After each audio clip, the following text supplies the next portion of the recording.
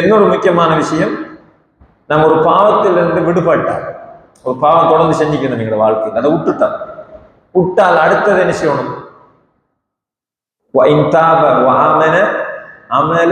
அமீலன் சாலிஹ். அல்லாஹ் குர்ஆன்ல சொல்றா, நீங்க தௌபா செஞ்சால் விட்டுறாதீங்க அந்த மைண்ட், அதை தொடர்ந்து நல்ல அமல்களை செய்யுங்க.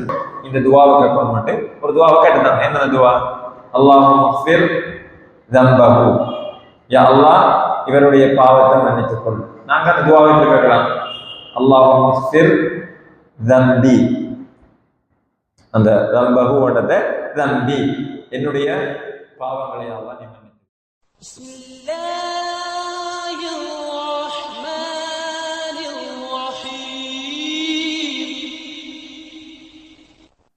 السلام عليكم ورحمة الله وبركاته. الحمد لله رب العالمين والعاقبة للمتقين ولا عدوان إلا على الظالمين والصلاة والسلام على أشرف الأنبياء والمرسلين وعلى آله وأصحابه أجمعين. أما بعد. அன்புக்குரிய சகோதரர்களே, வாரந்தோறும் புதன்கிழமைகளில் அல்லாஹ்வுடைய ஏற்பாட்டில் ஒரு ஹதீஸையும் அதனுடைய பொருளையும் அது தரக்கூடிய படிப்பினைகளையும் சுருக்கமாக நாங்கள் பார்த்து வருகிறோம்.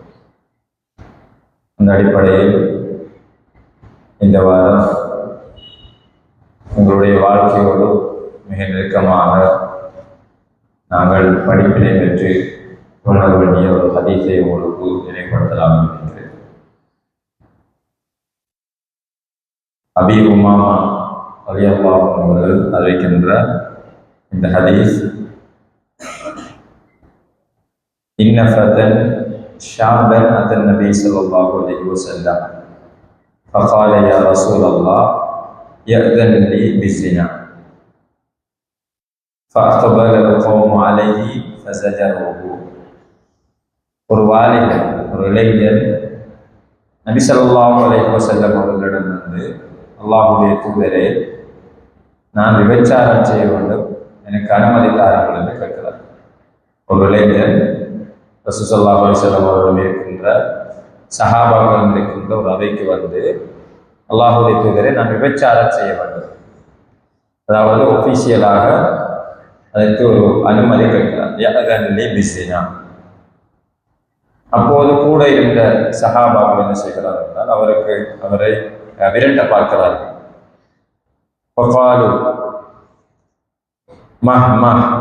அதாவது அவரோட கொஞ்சம் கடினமாக நடந்து கொள்கிறார்கள்.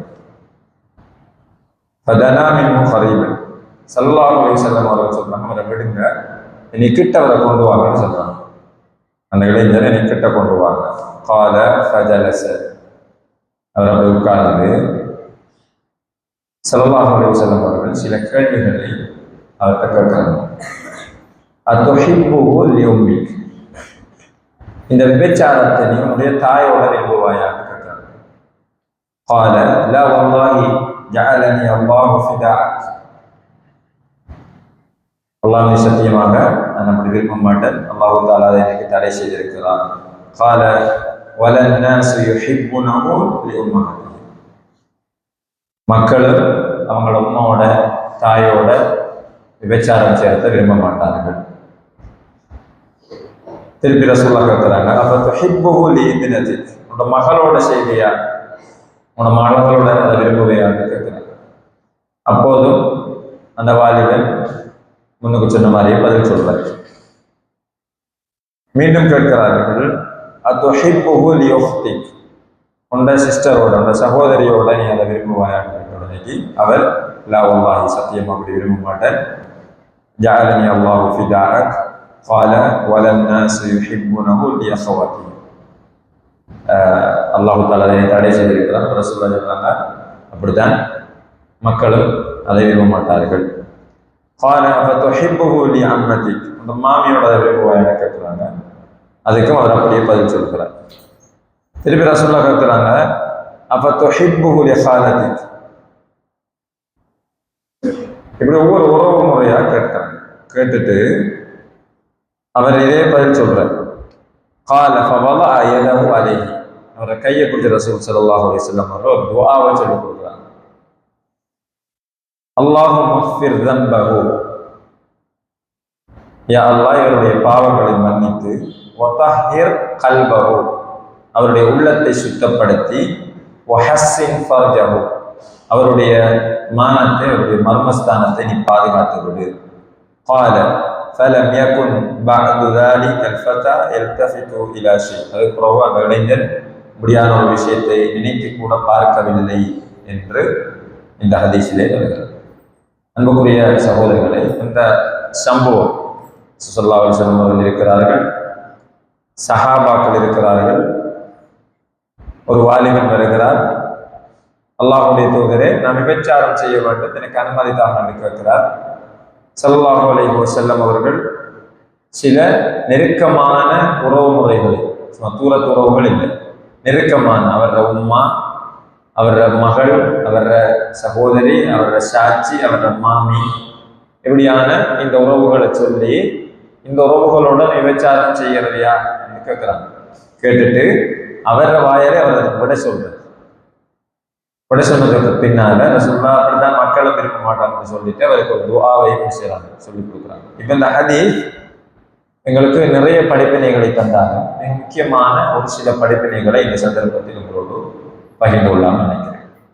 அதாவது அன்புக்குரிய சகோதரர்களே, ஒரு வாலிபன் ஒரு உணர்வு ஏற்பட்டு முதலாவதாக ஒரு பிள்ளையான ஒரு ஃபீலிங் ஒன்று அவருக்கு வருது, ஒரு தவறான ஒரு ஃபீலிங் வருது.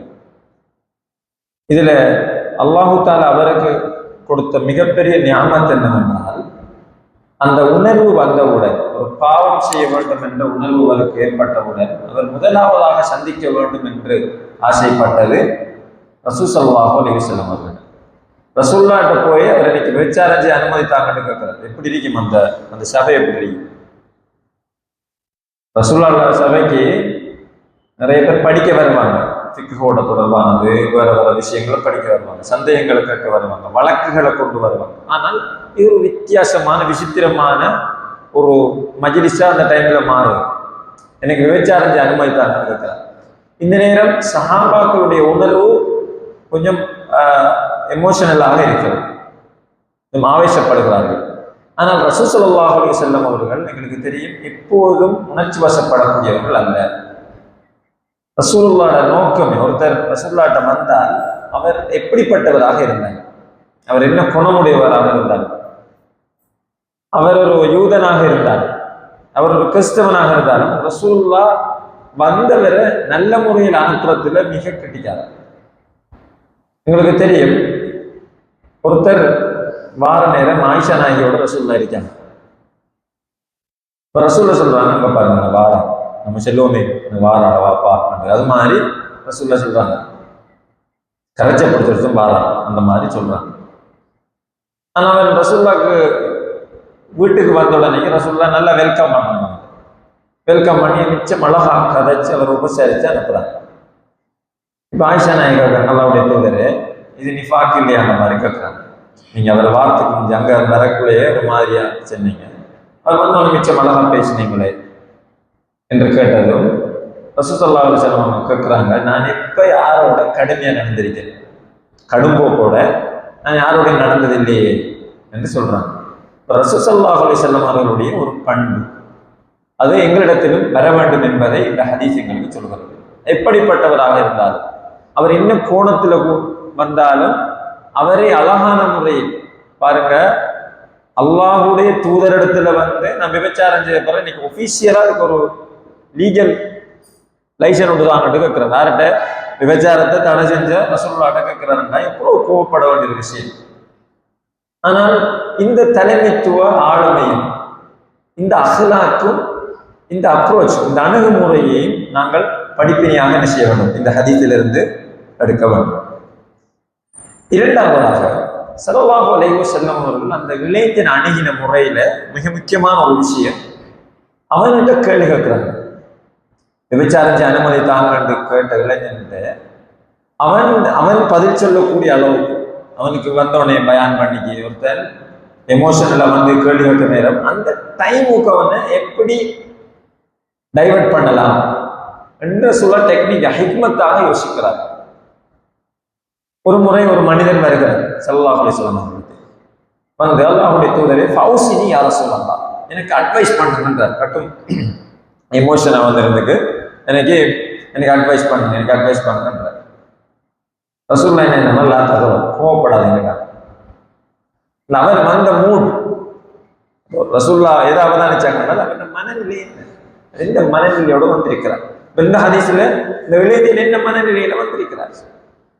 ஏதோ ஒரு ஆசை உணர்வு தூண்டப்பட்ட நிலையில வந்திருக்கிறார். இங்க வந்தவர் எனக்கு அட்வைஸ் பண்ணுங்க உணர்ச்சி வசப்பட்டுக்கு வந்தவர் கட்டு கோபத்தோடு வந்திருக்கிறார். ரசூலுல்லாஹ் தகவல் வேண்டாம், கோவப்படாதீங்க. ஃபரந்த மிராத திருப்பி கேட்கிறார். லா தகவல், நீங்க கோவப்படாதீங்க கண்டே ரசூலுல்லாஹ் சொன்னாங்க. அப்ப அந்த ஒருத்தர் எந்த மூடுல வாரான்றதை புரிஞ்சு கொள்றது மிக முக்கியமான ஒரு விஷயம். நம்மள்டே நிறைய பேர் வரலாம், நம்மளோட வீட்டுக்கு வரலாம், நம்மளோட நண்பர்கள் வரலாம். இப்போ சில நேரம் மௌலிகமார்கள்ட்ட சில பேர் வந்து சில சந்தேகங்களை கேட்பாங்க. உதாரணமாக ஒருத்தர் கேட்பார், ஏதாவது ஒரு சகோதரரை சுட்டி காட்டியே கேட்பார், இன்னார் இப்படி செய்யறாங்கன்னு சொல்லாம இந்த விஷயத்துல ஹராம ஹலாலான்னு கேட்பார். அதை புரிஞ்சு கொள்ளக்கூடியவர் எந்த பேக்ரவுண்ட்ல கேட்கிறார், என்ன நிலையில கேட்கிறார், தூய்மையா இந்த கேள்வியை கேட்கிறாரா, இல்ல இவரை நம்மள்ட ஊடாக ஒரு லீகலா வேற டேமேஜ் பண்றதுக்கு கேட்கிறாரா, அதை புரிஞ்சு கொள்ளக்கூடிய ஒரு ஆளுமையை அந்த கேள்வி கேட்கப்படுறவர் என்ன செய்யணும், புரிந்து கொள்ள வேண்டும் என்பதையும் இந்த ஹதீஸங்களுக்கு சொல்லுது. அப்ப ரசூலுல்லாஹி ஸல்லல்லாஹு அலைஹி வஸல்லம் மாறி என்ன செய்யறாங்க, உங்களோட உமாவோட செய்வீங்களா, சகோதரியோட செய்வீங்களா, உங்களோட முறையா கேட்கிறாங்க. அது அவர் மிச்சம் பாசம் அறிக்கிற அந்த உறவு முறைகளை கேட்கிறாங்க. இதுல இன்னொரு விடயத்தை நாங்க கவனிக்க வேண்டும். இன்னொரு விஷயத்தை, ஒரு தவறை ஒருவர் புரியப்படுத்த வேண்டுமாக இருந்தால் அதை அவருக்கு நடந்தால் என்ற ஒரு உணர்வை அவருக்கு ஊட்ட வேண்டியதும் இந்த ஹதீஸில் நம்ம எடுக்க வேண்டிய படிக்கணும். பாருங்க, அவர் விபச்சாரம் அனுமதி கேட்டு அனுமதி கிடைச்சிட்டால் அவர் யாரோட விபச்சாரம் செய்வார், அவருக்கு தெரியாத ஒருத்தரோட விபச்சாரம் செஞ்சிருப்பார். ரசூலுல்லாஹ் என்ன கேட்கிறாங்க, ஒன்றை நீ செய்வியான்னு கேட்கிறாங்க. இந்த மனநிலைகளுக்கு வரும். இப்ப நான் ஒருத்தருக்கு அநியாயம் செய்ய போற நேரம், அநியாயம் நினைக்கிற நேரம், புறம் பேசுற நேரம், புற சொல்ற நேரம், ஒருத்தரை டேமேஜ் பண்ண நேரம், ஒருத்தர் அவமானப்படுத்துற நேரம் எல்லாம் இதை எந்த உம்மாக்கு, எந்த சகோதரிக்கு, எந்த பிள்ளைகளுக்கு நான் செய்வேனா? இப்ப எங்களோட பக்கத்து வீட்டுக்காரையை பார்த்து ஒருத்தர் வந்து கேட்கிறாங்க, எப்படி நல்ல மாண்டு கேட்டால் சில நேரம் சில அமானிதங்கள் இருக்கு. இப்போ ஒரு கல்யாண விஷயத்துல எங்கள்கிட்ட விசாரிக்கப்படுறாங்கன்னா நம்ம செய்ய வேண்டிய விஷயம், உண்மையா பிரச்சனை இருந்தால் அந்த பிரச்சனையை சொல்ல வேண்டும்.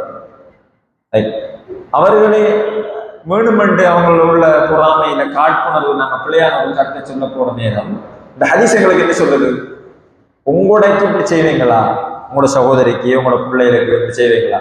ஒரு ஆசிரியர் படிப்பிக்கிறாரு பிள்ளைகளுக்கு, ஸ்கூல்ல படிப்பிக்கணும்னு அவர் என்ன சென்சிட்டிவோட இருக்கணும் என்றால், இது எந்த பிள்ளைன்னா நான் எப்படி படிப்பிப்பேன், அப்ப எதையும் எனக்கு என்றால் எப்படி நான் செய்வேனோ அதைத்தான் பிறருக்கும் செய்ய வேண்டும்.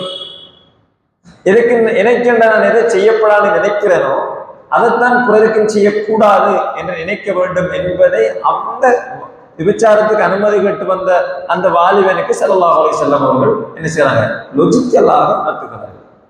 ரசூலுல்லாஹ் லொஜிக் படிக்கவும் இல்லை, சைக்காலஜி கோர்ஸையும் இல்லை, ஒரு கவுன்சிலர் டிப்ளோமா செஞ்ச ஒரு ஆளும் இல்லை, அல்லாஹ்வுடைய வஹீயினால் பயிற்றுவிக்கப்பட்ட ஹிக்மத்தான ஒரு நல்ல பண்புடைய ஒரு தலைமைத்துவ ஆளுமை உள்ள ஒரு நபி எப்படி அணுகிறாங்கன்னு பாருங்க. எனவே இதில் நாங்கள் புரிந்து கொள்ள வேண்டும் என்னென்றால், இந்த இடத்திலேயும் நாங்கள் உணர்ச்சி வசப்படக்கூடாது.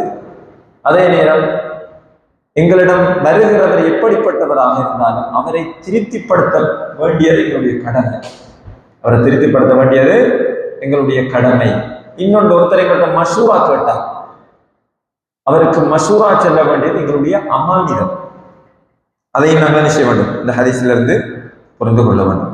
அதே போன்ற அன்புள்ள சகோதரர்களே, இன்னொரு மிக முக்கியமான ஒரு விஷயம், நிறைய படிப்பினைகள் இருந்தாலும் டைமுக்குள்ள இந்த 3வது விஷயத்தை சொல்லி முடிச்சு கொள்வது. இன்னொரு முக்கியமான விஷயம் என்னன்னா, பாருங்க, ஸல்லல்லாஹு அலைஹி வஸல்லம் அவர்கள் ஒரு நல்ல ஆசானாகவும் இருந்தாங்க. வந்தவருக்கு ஒரு துஆவை சொல்லிக் கொடுக்கணும். துஆ மிக முக்கியமான ஒன்று. இன்னைக்கு எங்களுக்கு நாங்கள் நிறைய துஆ செய்கிறோம், பிறருக்கு துஆ செய்யறதுல நாங்கள் கொஞ்சம் பலவீனமாக இருக்கு. அல்லாஹு தஆலா பாதுகாத்தவர்களை தவிர பிறருக்கு துஆ செய்வது. ஸல்லல்லாஹு அலைஹி வஸல்லம் அவர்கள் ஒரு ஹதீஸ்ல சொல்றாங்க, லா தது அலா அன்ஃபுசிக்கும் வலா தது அலா அவுலாதிக்கும். உங்களுக்கு எதிராக நீங்க துஆ செஞ்சிடாதீங்க.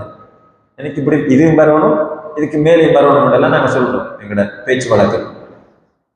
அல்லது அநியாயமாக ஒருத்தருக்கு பதுவா செய்வது, இது எங்களுக்கு நாங்களே துஆ செய்வது, எங்களுக்கு நாங்களே எதிர துஆ செய்வது. ஒரு கேள்விப்பட்டிருக்கோம் ஒரு விஷயத்தை, இவர் இப்படி செஞ்சாரு, அவனுக்கு அழிவுதான் என்று நாங்கள் சொன்னால் உண்மையில் அதற்கு உரித்தானவர்கள் நாங்கள் இல்லை என்றால் எங்களுக்கு அது அந்த துவா எங்களுக்கு எதிரான துவா.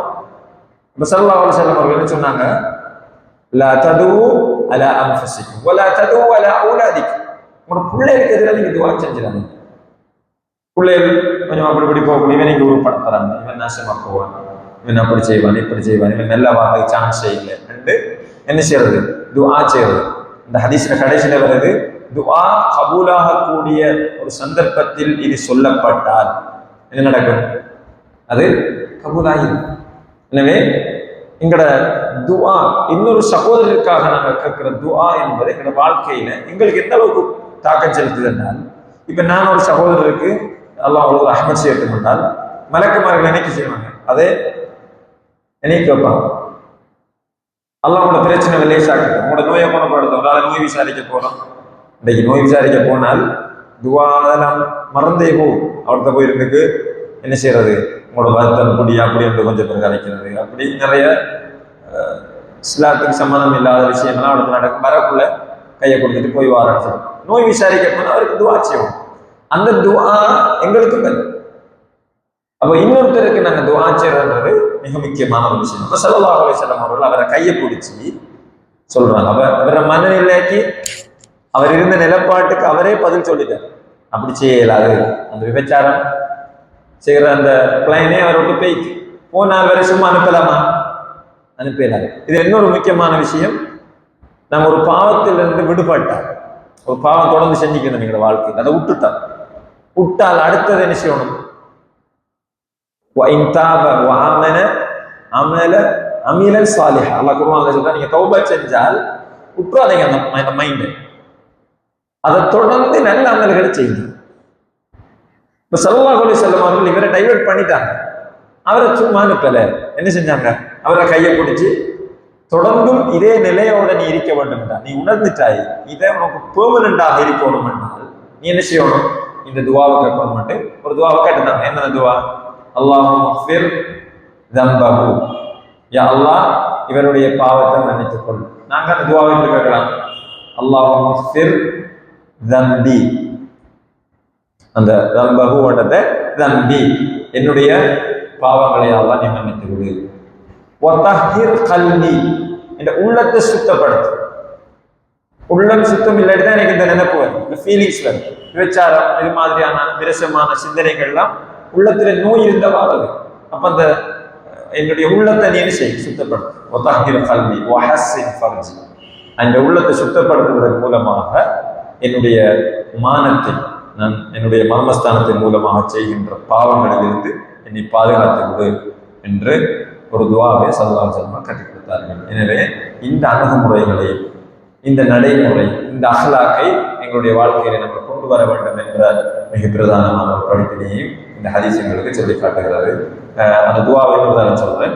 அல்லாஹும்ம ஃபிர் தம்பி வதஹிர் கல்பி வஹஸ்ஸின் ஃபர்ஜி. மூணு விஷயம்.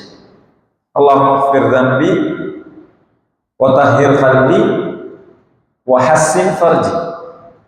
யா அல்லாஹ் இந்த பாவத்தை மன்னிச்சு இந்த உள்ளத்தை சுத்தப்படுத்தி இந்த மானத்தை பாதுகாத்து என்று துவா செய்யணும். இன்ஷா அல்லாஹ் துவாவை நெக்ஸ்ட் ட்ரை பண்ணி பாடம் ஆகிங்க. அல்லாஹும்ம ஃபிர் தம்பி வதஹிர் கல்பி வஹஸ்ஸின் ஃபர்ஜி வேண்டுமெண்டா இன்ஷா அல்லாஹ் எங்களுடைய இமாம் இருக்கிறாங்க, அவங்கள்ட்ட கேட்டால் உங்களுக்கு வழி தருவாங்க. இன்ஷா அல்லாஹ் தேவைப்பட்டாக்கள் எல்லாம் அல்லாஹ் சுப்ஹானஹு வ தஆலா அவற்றை எல்லாம் அனுமதிக்கிறோமோ அவற்றை எங்களுடைய வாழ்க்கையை செயற்படுத்துவதற்கு நம் அனைவருக்கும் தௌஃபீக் செய்வானாக. وآخر دعوانا الحمد لله رب العالمين. السلام عليكم ورحمة الله وبركاته. سبحانك اللهم وبحمدك أشهد أن لا إله إلا أنت أستغفرك.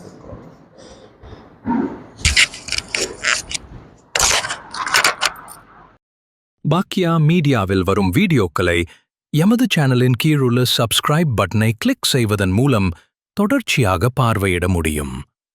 வீடியோக்களை லைக், ஷேர் செய்து மற்றவர்களும் பயன்பெற முயற்சிப்போம். எமது அமல்களை அல்லாஹ் ஏற்றுக்கொண்டு இம்மையிலும் மறுமையிலும் வெற்றி பெறச் செய்வானாக.